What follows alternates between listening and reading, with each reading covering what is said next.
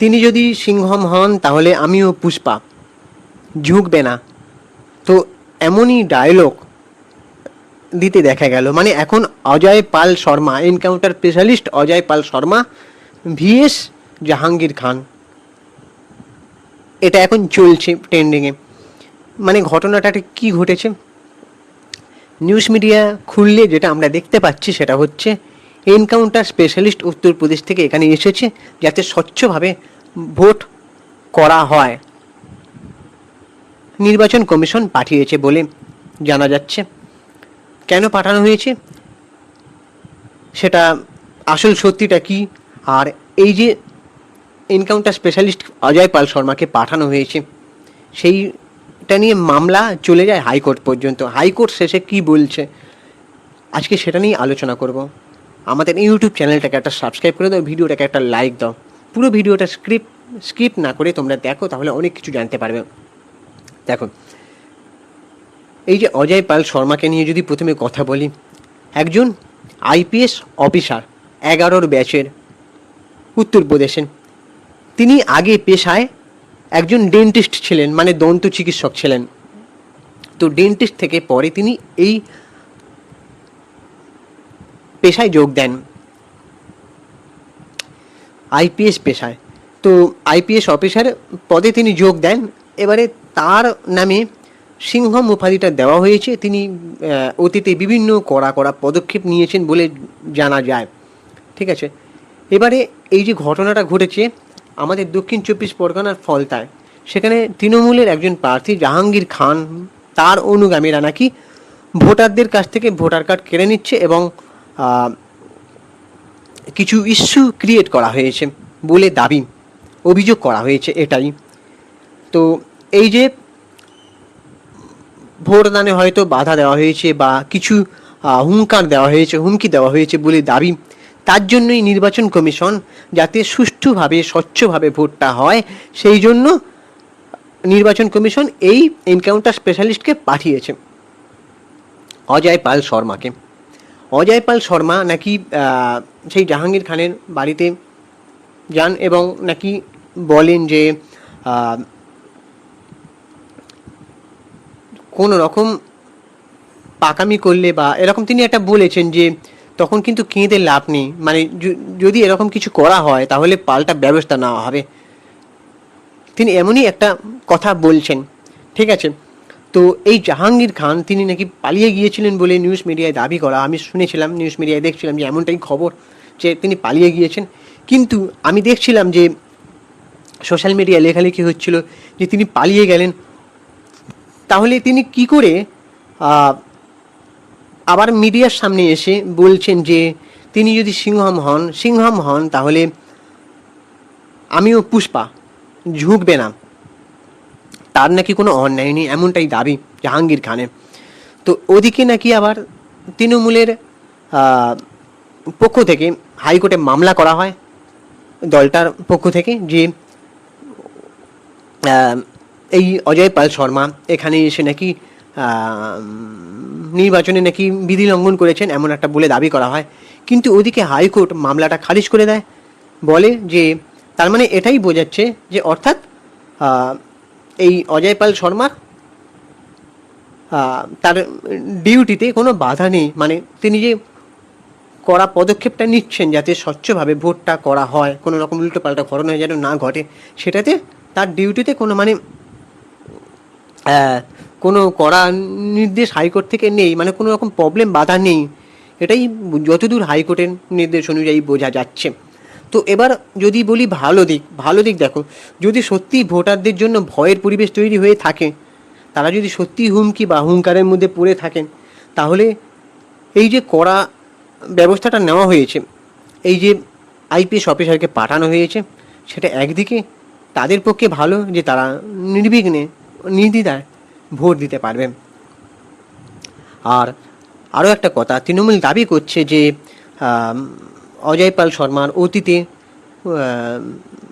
সব ব্যাপারেই কিন্তু নিষ্কণ্টক ছিল না, মানে তার বিরুদ্ধে কিছু অভিযোগ আছে, তো এমনটাই দাবি তারা করেছে। তো এবার সবশেষে একটা কথা বলা যায় যে গণতন্ত্র কিন্তু গণতন্ত্রে কথা বলে একমাত্র জনগণ।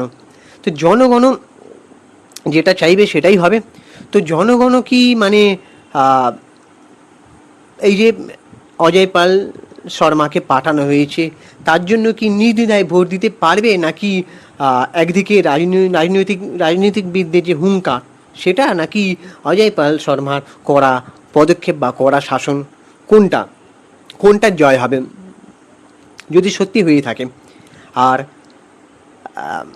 একটা কথা যে গণতন্ত্রের শেষ কথা বলে জনগণ, এটা কিন্তু মেনে নিতে হবে। তো গণতান্ত্রিক অধিকার নাগরিকরা যেটা চাইবে সেটাই হবে, সেখানে জোর জুলুম করেও কিছু লাভ নেই। আর ওদিকে যদি আইপিএস অফিসারও যদি কোনো রকম মানে ভুলবশত করা পদক্ষেপ নেন, সেটাও বিচার্য নয়।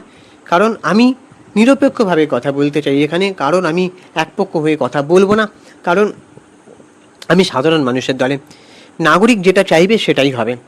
তো তোমাদের কি মনে হয় যে এই যে জাহাঙ্গীর খান যে দাবি করছে যে তার বিরুদ্ধে যেটা বলা হয়েছে সেটা অন্যায়, মানে তিনি কোনো অন্যায় করেননি, আর তিনি বলছেন যে সিআরপিএফ এই যে ওনারা মানে অজয় পাল শর্মার ওনাদেরকে বিজেপি এজেন্ট বলে দাবি করা হচ্ছে, কিন্তু বিজেপি বলছে তারা নাকি নির্বাচন কমিশনের নির্দেশে এসেছে।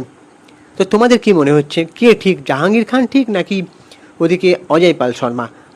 কোনটা মানে উনি কি এখানে এসে ভালো করেছেন, এতে কি সুষ্ঠুভাবে ভোট হবে নাকি? দেখো, আমরা সবসময় যে সুষ্ঠুভাবে রাজনীতি হোক, কোনো মানুষের ক্ষতি যেন না হয়, আর কোনো মানুষের উপর আঘাত হামলা যেন না করা হয়।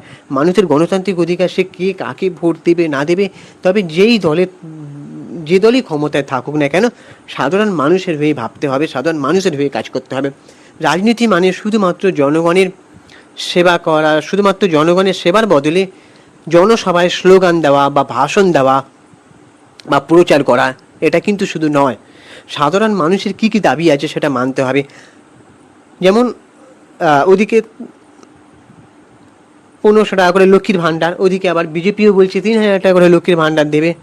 দেখো, শুধুমাত্র অনুদান কিন্তু পেট ভরে না, মানে অনুদান কিন্তু সহায় হতে পারে না, এটা সবার পক্ষেই কথাটা খাটে। একমাত্র কর্মসংস্থান বা একমাত্র সঠিক দিশা মানুষকে উন্নয়নের ভিত্তিতে মানুষকে বোঝাতে হবে যে তারা কি করেছে না করেছে, মানে বোঝাতে পারছি আমি কি বলতে চাইছি। উন্নয়নের ভিত্তিতে রাজনীতি হোক, ভালো কাজের বিরুদ্ধে রাজনীতি হোক, উপকারের ভিত্তিতে রাজনীতি হোক, জনসভায় স্লোগান, ভাষণ, প্রচার, এসবের মাধ্যমে রাজনীতি হয় না। আর এই যে সেলিব্রিটিদের রন্ধে রন্ধে রাজনীতিতে যোগদান করা, এটাকে কিন্তু একেবারেই সমীচীন বলে মনে হচ্ছে না। এতে লোক হাসাহাসি করছে। কোনো একজন অভিনেত্রী, তিনি হঠাৎ করে সাংসদ হয়ে গেছেন, উনি আবার ভোটের প্রচারে গিয়ে যে ভিডিওগুলো ছাড়ছেন ইনস্টাগ্রাম বা ফেসবুকে, ওনাকে কমেন্ট বক্স অফ করে রাখতে হচ্ছে। যদি সত্যি মানুষের জন্য উপকার হতো তাহলে তাকে কমেন্ট বক্স অফ করে রাখতে হতো না। আর ওদিকে একজন অভিনেতা প্লাস সাংসদ, মানে ওনারও কিছু নীতি আমার ঠিক ভালো ঠেকছে না।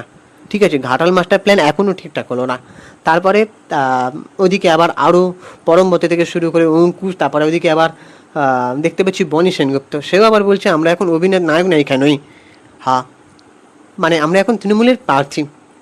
তো অনেকে কমেন্টে বন্যা বইয়ে দিচ্ছে যে তিনি নায়ক কবে ছিলেন, তাকে তো নায়ক কেউ মানত না। তো এবার এই যে মানুষ সব কিছু দেখতে পাচ্ছে, মানুষ সেটা দেখতে পাচ্ছে যে মানুষের উপকারটা কতটা হচ্ছে কি হচ্ছে না, নাকি ভাষণ প্রচার এগুলোই বেশি হচ্ছে, এই প্রশ্নটা কিন্তু রয়ে গেলো। আমি এই ভিডিওর মাধ্যমে কাউকে ব্যক্তিগত আক্রমণ বা আঘাত করছি না বা কারোর হয়ে কথা বলছে না, একমাত্র সাধারণ মানুষের হয়ে কথা বলছি। যেটা ভালো হবে, যেটা ভালো বুঝবেন আপনারা সেটাই করবেন, যেটা সাধারণ মানুষের যেন ভালো হয়, ব্যাস। এটা ছাড়া আমি কিছু বলতে চাই না। রাজনীতি হোক সুস্থ পরিবেশের মাধ্যমে।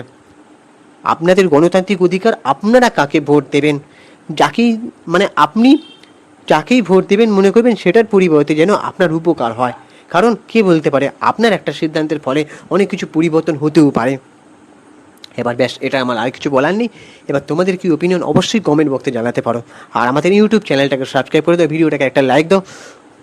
আমি ইনস্টাগ্রামে রয়েছি সুপ্রিয় পৈতালি সিনেমেরিয়া অথবা চিঙ্কি বাবু 253, ওখানে গিয়ে ফলো করে দাও। চলো টাটা, দেখা হচ্ছে পরে ভিডিওতে।